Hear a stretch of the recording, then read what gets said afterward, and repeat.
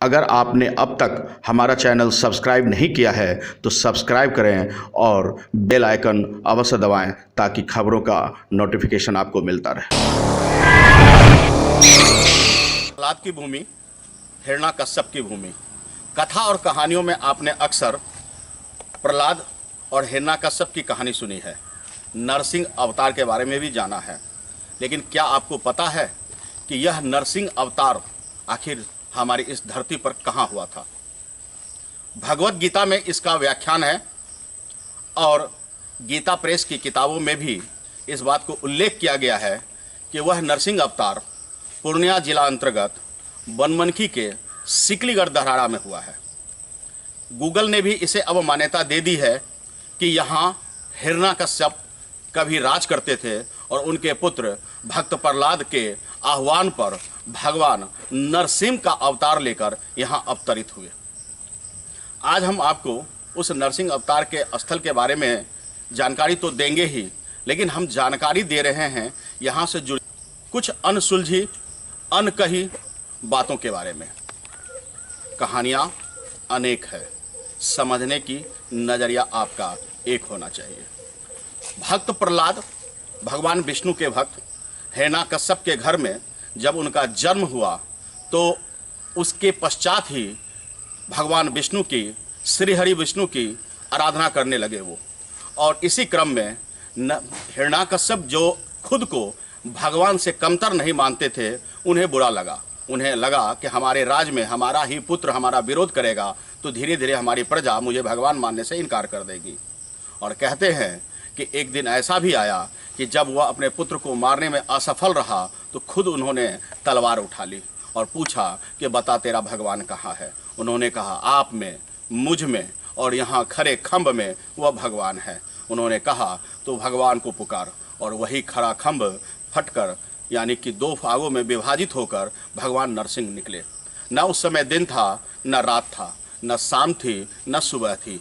बेला ऐसी जिसे आप किसी पहर में नहीं गिन सकते।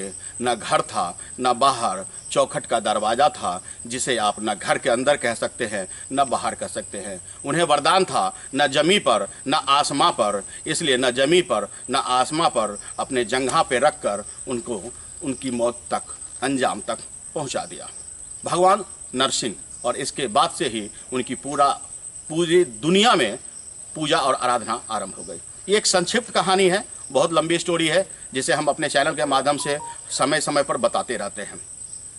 जब इतनी बड़ी कहानी है तो इससे जुड़ी हुई कहानी यह भी है कि यहीं से होली का शुरुआत हुई और इसी शुरुआत के साथ जुड़ी है हिरण्यकश्यप की बहन होलिका, जिसका यहाँ धूमधाम से होली के पर्व पर बेहद भव्य तरीके से मूर्ति बनाकर और फिर होलिका दहन का कार्यक्रम रखा जाता है। और इसे राजकीय मेला या आप यूँ कहिए जिला स्तर पर पदाधिकारियों के माध्यम से विशेष आयोजन किया जाता है। आपको बता दें कि होलिका की दहन के साथ यहाँ से होली की शुरुआत हुई, खुशियों की शुरुआत हुई और पूरा देश, ब्रज हो या मथुरा या गोवर्धन, हर जगह इसकी आराधना होती है, पूजा होती है और होली की बेहद धूमधाम से पूजा की जाती है। तो होलिका की शुरुआत को भी अगर हम देखें तो इसी पौराणिक स्थल यानी कि सीमांचल की धरती पूर्णिया जिला अंतर्गत बनमनखी, जहाँ से होली की शुरुआत हुई और यहीं भक्त प्रहलाद ने जन्म लिया और हिरण्यकश्यप की यहीं अंत हुआ। यहीं भक्त प्रहलाद का वह स्तंभ भी है। फिर आखिर हम इस जमी पर क्या खोज रहे हैं? हमने आपको बियावान जंगल दिखाया, उस जंगल के रास्ते होकर हम यहाँ तक पहुँचे हैं। आप देख सकते हैं हमारे ठीक पीछे नीचे गहरी खाई है और इसके ऊपर ये टीला है। यह टीला नहीं, कहते हैं उस समय उनका बसाया हुआ एक शहर था जो समय के अंतराल में जमींदोज हो गया यानी कि भूमिगत हो गया, और वही जो उस समय का छत था इस समय टीला के रूप में परिणत है, क्योंकि उस पर मिट्टी है, समय का गर्त है और पेड़ पौधे उगाए हैं। आज भी पुरातत्व विभाग जब इन्हें खोदते हैं तो इनमें पौराणिक रहस्य की से जुड़ी हुई आज भी वस्तुएं मिलती है। यहाँ से हाथों से बनाई मिट्टी के ईंटें और ऐसी अनेक चीज़ें हैं जो पौराणिक महत्व रखे हुए है, समेटे हुए है, और इसलिए भारतीय पुरातत्व विभाग ने इसे संरक्षित भी किया है। कहते हैं कि उस समय जब ये हिरण्यकश्यप की जमीन थी और उस समय जब उनका शहर था, जब जमींदोज हुआ तो अंग्रेजों का जमाना आया। ब्रिटिश का 150 साल तक ब्रिटिश ने हमारे देश पे शासन किया और 1947 में हमें आज़ादी मिली थी। आज़ादी मिलने के बाद ब्रिटिश के जो सेवक रहे भारतीय मूल के, उन्होंने इसे बंदरबाट किया। अपने अपने सेवा के आधार पर भूमि के टुकड़े बटे और बढ़ते बढ़ते इनके कई भाग हो गए। उस समय एक पौराणिक संत भी थे, बेहद मशहूर, कहते हैं गंगा पे उनकी आस्था थी और भागलपुर के गंगा घाट पर उनका कुप्पा घाट है जहां उन्होंने आराधना की और गंगा जी पे वो चलते भी थे।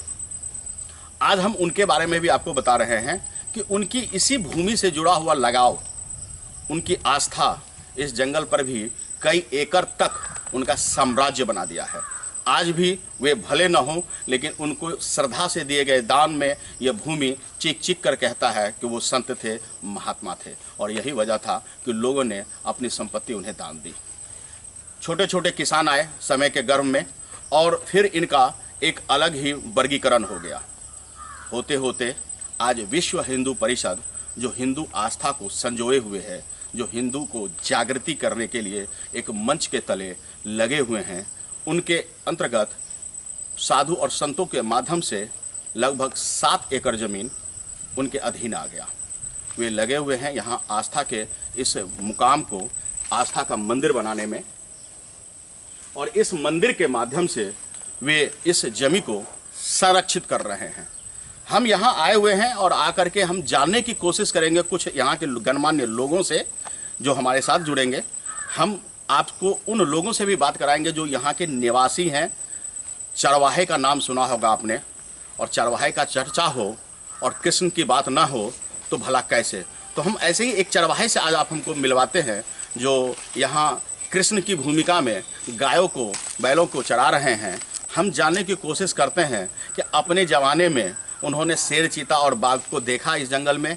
क्या उन्होंने जो कहानी हमने बताई है उसमें कोई सत्यता है? अगर है तो किस हद तक? क्या नाम है आपका? हमारा नाम नूनलाल यादव और रमेश यादव। रमेश जी, ये क्या जानते हैं? यही जानते हैं, जब से हम देखे हैं जंगल है, झाड़ है, पेड़ पौधा लग रहा है, साधु महात्मा संत यहाँ आपने चर्चा किया, यहाँ आप अपने आंखों से शेर, चीता भी देखे हैं? वो भी बताएंगे। जब हम लोग जंगल बचपना थे, आते थे तो आगे से कभी शेर निकल जाता था, कभी चीता निकल जाता था, कभी और कुछ निकल जाता था। उतना तो हम लोग बचपन में जानकारी नहीं था, लेकिन पूछने पर बताते थे बुजुर्ग लोग कि वह शेर है, वह चीता है, उससे तो डरो, कहाँ जाते हो, उधर इधर आ। नरसिंह अवतार से संबंधित क्या जानकारी है? नरसिंह अवतार से संबंधित क्या, पहले तो वो बहुत पतला खम्भ था, हम लोग खम्भ से देखते रहे, जो कि इतना मोटा खम्भ था। बचपन में लोग उसमें कंकड़ डालते थे और वो हम भी समुद्र में जाके जमीन में गिरता था। हम भी डाले हैं, हम भी कान लगा के सुने कि जमीन में जाने के बाद पानी में डब से आवाज पानी में आवाज आता था, और हम लोग भी कहते थे कि कौन चीज़ है, इतना बड़ा सुराख है, इसमें पानी देते हैं ढेला तो क्यों आवाज़ देता है। तो बुजुर्ग लोग कहता था कि जो देखो ये प्रहलाद का खम्भ है, खम्भ के नाम से इसको जाना जाता है। अगर आँख उठने पर इसमें जो है कुछ ईंटा घस के आँख में लगा देता आजन की तरह, तो वह शुद्ध सही हो जाता था। वह चमत्कार देखे उस खम्भ का। तो क्या वो चमत्कार आज भी है? आज भी है, और बहुत लोगों को ऐसा मनोकामना पूरा किया है कि लोग अभी भी उतना जो है पूजा करते हैं, जाते आते हैं। उनके बाद जो है वह संस्था से जुड़ गए, सरकार उनको जो है बहुत आगे कर दिए। आज होली का मेला वहाँ बहुत बेहतरीन तरह लगता है, बड़ी धूमधाम से लगता है। लगभग हम उम्मीद करते हैं कि 10 या राजनीति की हर छोटी बड़ी खबर के लिए देखते रहें अनुभवी आंखें न्यूज। चैनल को लाइक, सब्सक्राइब अवश्य करें। कमेंट बॉक्स में जाकर आप